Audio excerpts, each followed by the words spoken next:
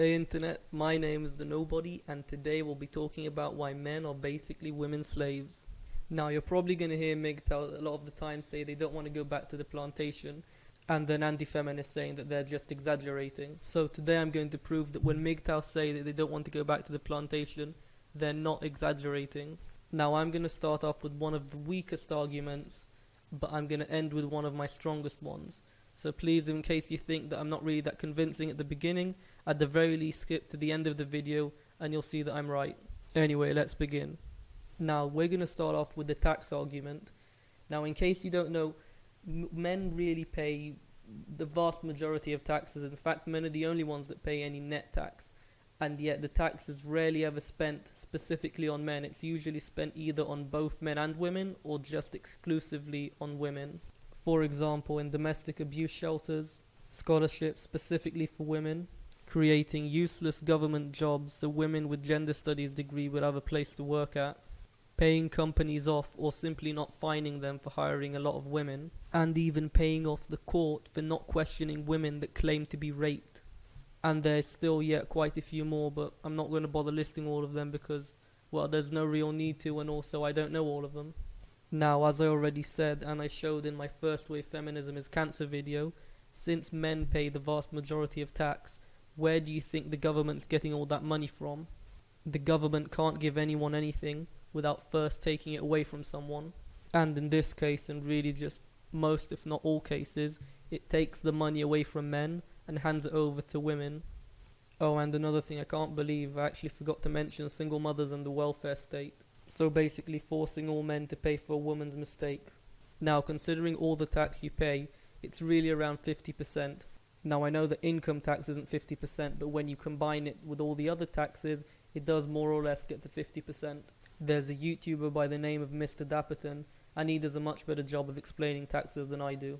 Now, the reason that the government spends a lot more money on women is basically to buy off their vote. Considering that women are the majority voters, all the government has to do is promise to throw more and more money at them, obviously as usual at the expense of men, and those same people will keep getting re-elected time and time again. That's the reason that the welfare state always tends to explode around the time that women get the vote. So you're basically already a 50% slave to the government, and a huge portion of that goes directly or indirectly toward women. And that is only the tax side of my argument. Now let's move on to false allegations. There is at least one country in Europe that I know of that just by a woman's allegation alone will send a man to prison for at least 3 nights, and even if the police find out that she was lying about the allegation, she will still be guaranteed about €200 per month for the next 11 months. And obviously all of that comes out of men's taxes. Now you've also got to remember that the court is heavily rigged against men. So if a woman accuses you of some sort of crime, unless you don't mind going to jail, you're basically forced to pay tens, if not hundreds of thousands of dollars in legal fees, all to fight a simple allegation. Now, while that money isn't going directly toward the woman, at least not that I know of, it is still being unjustly taken from you. You could argue that you don't have to hire an expensive lawyer, but as I said, the only other alternative is probably going to jail, so any logical person would hire an expensive lawyer. And now we get to the marriage part of my argument. Once you are married to a woman, depending on whether you have kids with her or not, you are basically going to owe her between 50 to 80% of all your belongings and future earnings. And don't think that you can fix it with a prenup, because judges have been known to throw out prenups because they said they're too cruel to the woman or just too unfair. So someone could say that it's your problem for getting married, right?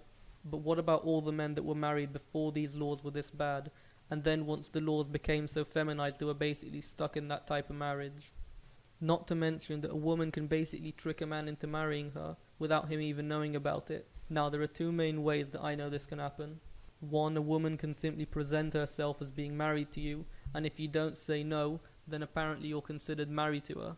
And 2, and I'm sure everyone already knows this, but if you live with a woman for a certain amount of time, then you're also considered married to her.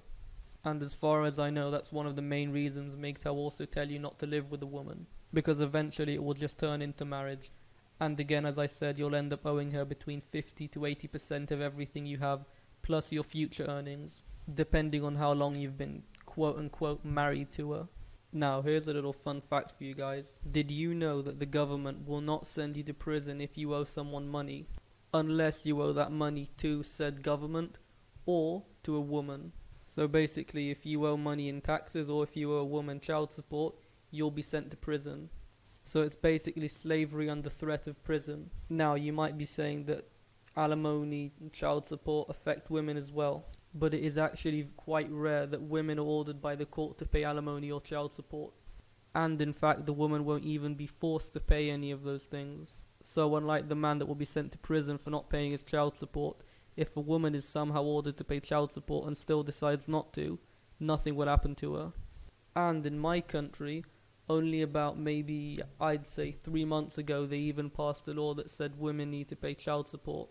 So this entire time, women in my country, even under the law, weren't supposed to pay child support, let alone being ordered to by the courts or made to pay it by the police. And I'm sure that there are many other countries out there with similar laws. In fact, in Saudi Arabia and in the past in Western countries, it was the duty of the man to spend his money on his wife and family, while his wife could spend her money on whatever she wanted, and he would be the one responsible for her debts. And as I said, you still have that law in Muslim countries. An interesting little fact that you're not going to hear from an anti-feminist, because it goes against their narrative of only women can be oppressed.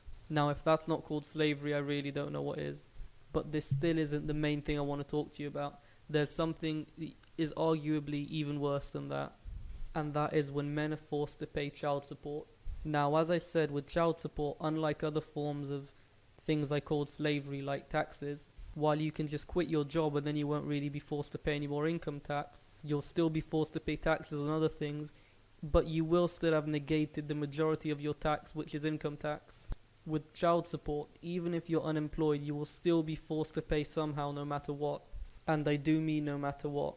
Even if you didn't want the kid, even if she lied about being on birth control, even if she poked holes in the condom, even if she sperm jacked you, and even if she, I don't want this video to get demonetized, so I'm gonna say raped you.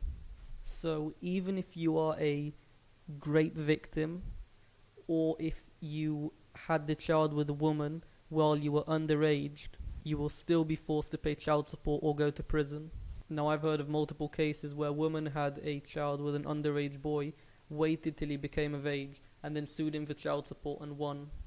Now, when it comes to child support, it is literally slavery, because it is taking a portion of your money that you earn and giving it to the woman no matter what. And remember, you will be forced to pay child support even after all those things I've mentioned.